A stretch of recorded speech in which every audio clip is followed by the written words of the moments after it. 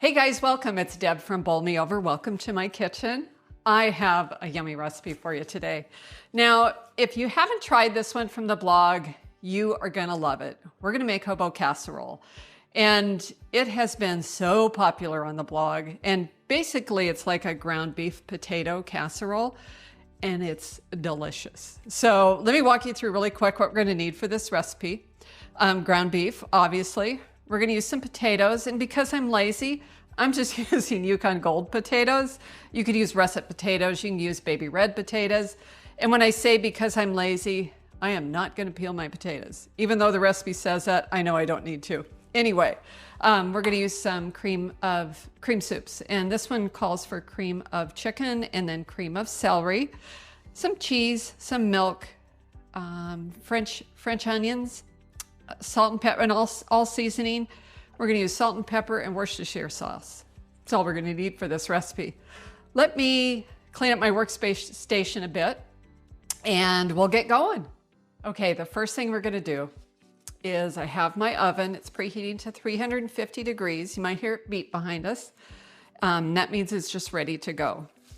And this is gonna be a little different than what we've done before in the past, in that we are putting the meat into the skillet. We're not gonna cook it first. Because of that, you wanna make sure you use like a lean ground beef. So this is a 93.7, so it's a lean ground beef. And we're just gonna break it up into our cast iron skillet. Now, this cast iron skillet, it has been in my family. It was my great grandma's. And look at it, it's like brand new. It looks like it's just flipping brand new. And if you take care of them well, it's easy to do, they'll last a lifetime. And I'm just really proud of the fact that it was grandma's skillet before me. So great grandma. Okay, but I season it well. I clean it each time, and so perfect. Okay, so I just broke up the ground beef in the skillet. And I'm just gonna put that aside. And now simply I wanna season it with some salt and pepper. And that's gonna be about half a teaspoon of pepper and about the same amount of salt. In this recipe, you kind of wanna season each layer as you go. It's really easy though. Okay, now the potatoes. It calls for 4 medium-sized potatoes. Mine are kind of small. Yukon Golds tend to be. And so we're just gonna slice them. And I wanna show you how thick my slices are. See that? So it's about a 1/4 inch slice, but it just gets so much easier when you don't have to peel them. And so that's what we're doing today. So let me slice these up. This will just take a moment and I'll show you the next step. So a good question would be, can you use a mandolin to do this? Sure, but I would just cut myself. So if you're more talented than I am, by all means, you could use a mandolin to slice it. That would ensure that all the slices are completely even. I'm just not gonna be that picky about it. I'm just eyeballing it. About a 1/4 inch each slice.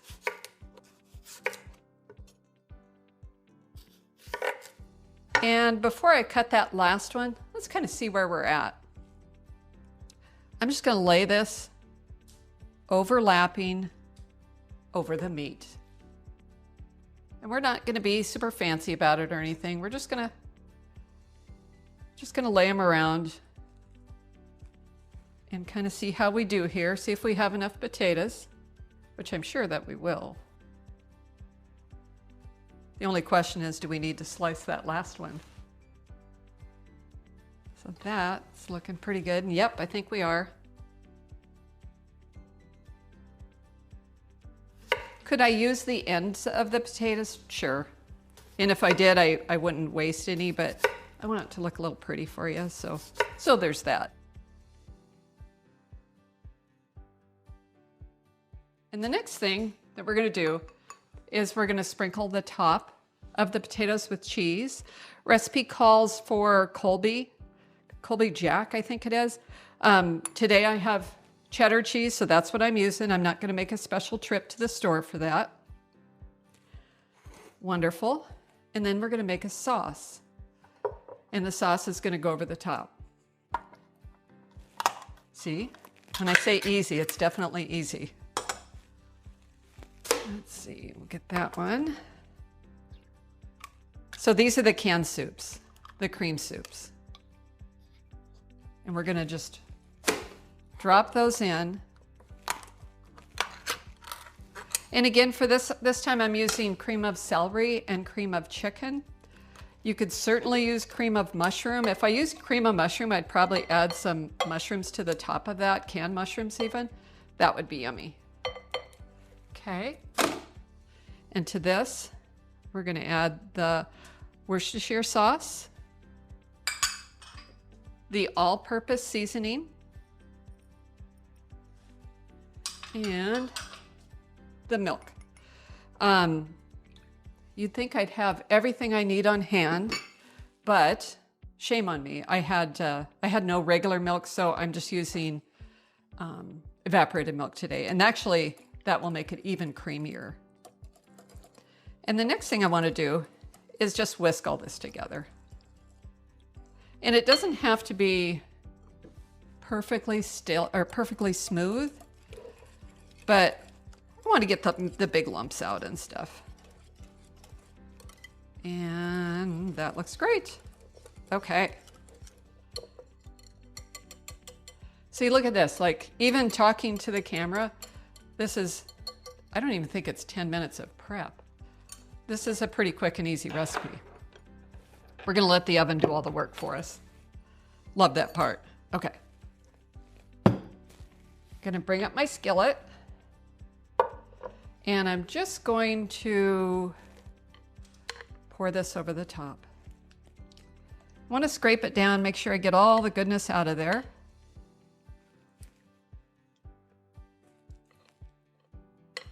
And that looks wonderful.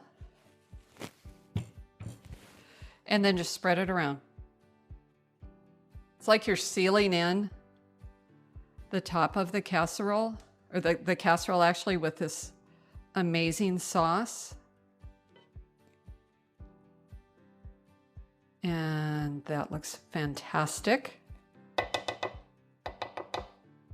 Okay. And lastly, we're going to top it with some fried onions. The nice thing about the fried onions, it's going to give it some good texture. And it's only about a half a cup. And, you know, if you don't catch all the measurements, as usual, because I don't say them, that's okay. It's all below. Just hit see more below, and it's going to give you all the measurements there. Okay. The last thing I need to do is cover this with foil. I'm using a heavy-duty aluminum foil for this. If you don't have heavy-duty aluminum foil, please make sure you use at least 2 sheets of regular aluminum foil. It just will not seal without a little bit heavier foil on it. So let me do that. It might be a little noisy.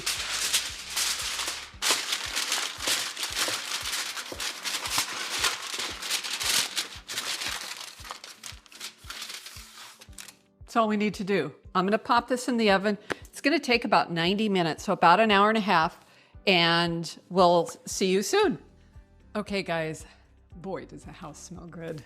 I'm excited about this. Now, this has been cooking for 90 minutes, an hour and a half. And I just peeked into the oven, and you can tell that I lifted the foil a little bit. It's still going to be pretty hot and steamy. And I'm like, is this done? This is how you can check and see if it's done. Just take a fork and puncture. If those potatoes are tender, which they are, we're good to go. Now, it baked at 350.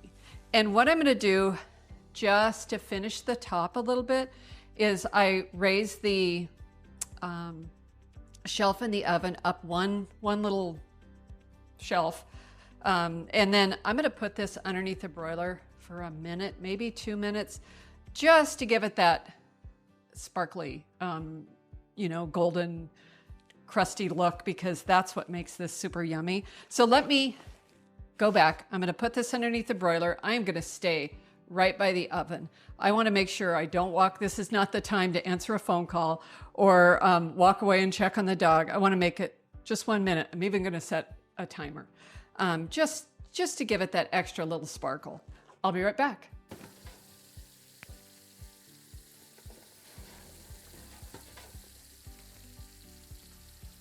Hey guys, we're back. Now, this hobo casserole smells so good. Just a quick reminder, we assembled everything. We baked it for 90 minutes, and then I tucked it underneath the broiler just for a minute. I did let it cool because my goodness, it was so hot, so incredibly warm. So just check that out. And you know, like the beauty of this recipe is that you didn't have to pre-cook the hamburger or the ground beef. Everything just went right into the skillet, cooks in the oven. It's meaty, it's cheesy, it's hearty. This is comfort food. This is like comfort food with this capital C. Let me give it a try.